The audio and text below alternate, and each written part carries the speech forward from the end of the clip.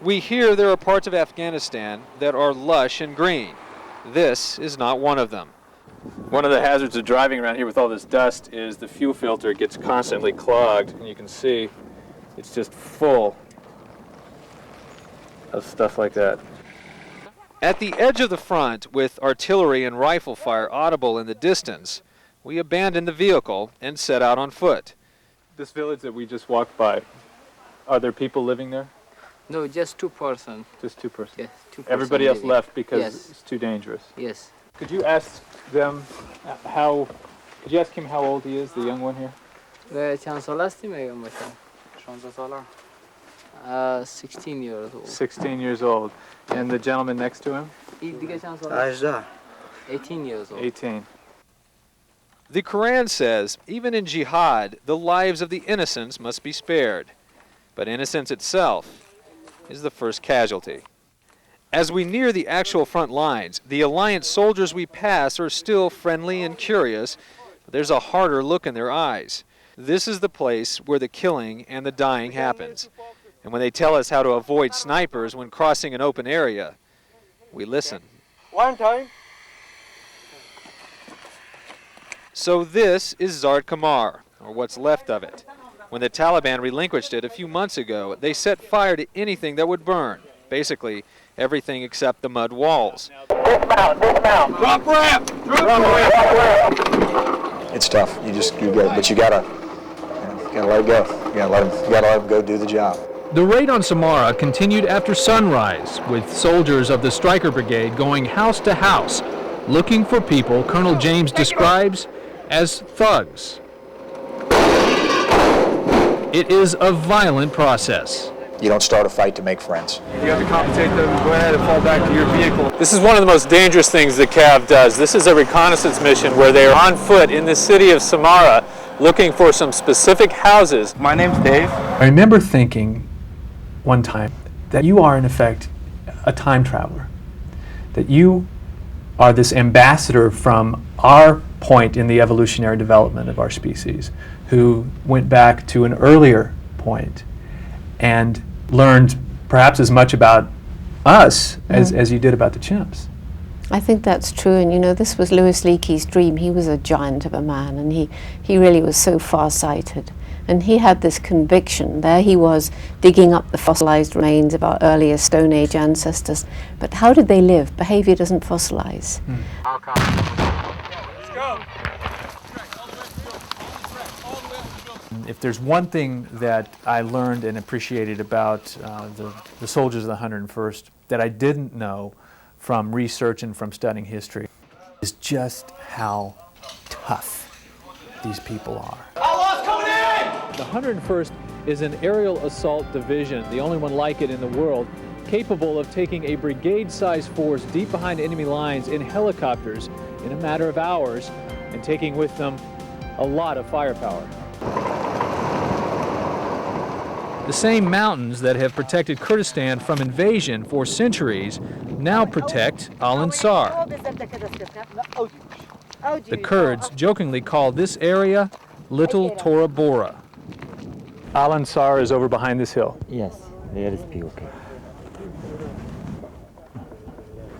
There's terrorists, there's terrorists. Okay. There's terrorists. And that's Iran over the other valley. Iran is building. You know, by that time, the only thing in the flames was my arm, and my arm was totally burned. As a matter of fact, my wrist was almost severed, and people said I would never use it, but I play tennis with that arm today. You do not ascribe much importance to that moment in terms of creating the character. No. In I mean, increasing people your like to character. think that something like that is some seminal event that's going to change their life, their priorities, their values. Not at all. I was exactly, other than some physical harm, I was exactly the same person after the fire that I was before. I don't think a person's character, personality change after the age of 3 years old, frankly. I don't think it necessarily changed you. I think what it does is it reveals you.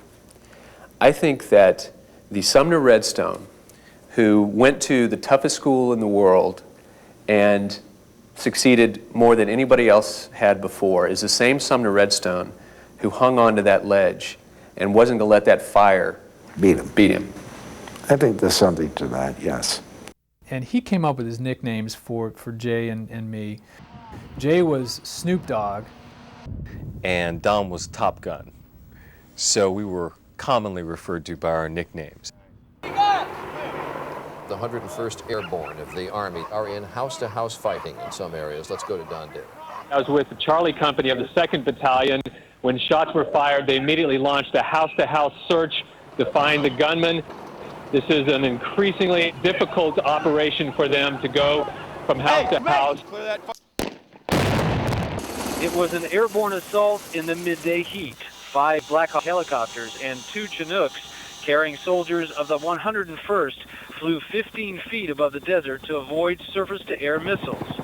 This was part of a strategic push north from Najaf to the outskirts of Karbala.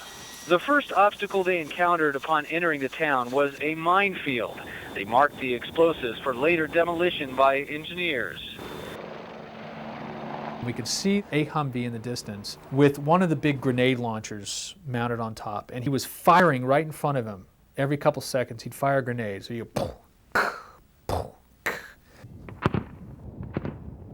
what he was doing was trying to clear a path out of the minefield. But a Humvee like this one is believed to have hit one of the mines. We don't know if it was a mine or what we struck, but we heard an explosion, hit my truck. Then I was still left in the vehicle. I staggered out, fell to the ground. This side of the Zab River is Kurdistan. The other side of the Zab River and the other side of that military checkpoint is also Kurdistan. The difference is that part of Kurdistan is still controlled by Saddam Hussein. His troops, his tanks, and many here fear his chemical or biological weapon-laden missiles are mere moments away in the event of war. The Kurds are convinced that even though Saddam would be in the fight of his life against the American forces and their allies, he would still lash out at them out of his hatred for the Kurds. They have good reason to believe that. He's done it before. Kurds have been persecuted by Saddam Hussein for decades under a murderous campaign known as Al-Anfar. Was it a bigger accomplishment to get that perfect 10, or was it a bigger accomplishment to break the chains of being in your own country? I think that if I compare the two, I think that the hardest thing that I've done was leaving my country, and everything that I've been through with all this escape. It's 76 games. It's a great gymnastic result. There was never a death and life situation. And Don Dahler joins us now from northern Afghanistan. Things must have improved a lot over these last few weeks for the Northern Alliance. Well, they say they have. They're actually very, very happy about the U.S. airstrikes, even though it's hitting their ravaged country itself. They've received material from Russia and possibly Iran. We cannot confirm any material from any other countries such as the U.S. But also they say that the U.S. has been softening up Taliban forces, tank emplacements, that sort of thing. They're holding off on making an offensive, they say, until the positions are soft enough for them to advance across the lines. Get your mask on.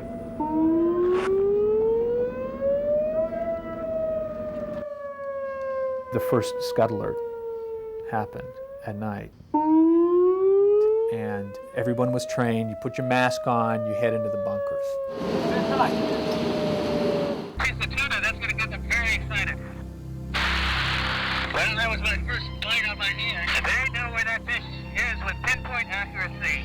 Man, I've never felt more like a McDonald's Happy Meal in my life. 20 minutes after takeoff, Blackstone signals the fight is on.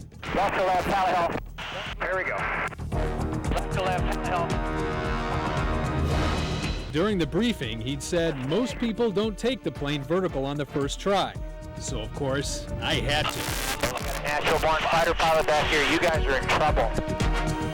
Guns, guns, guns, guns, guns, guns, guns, guns, guns.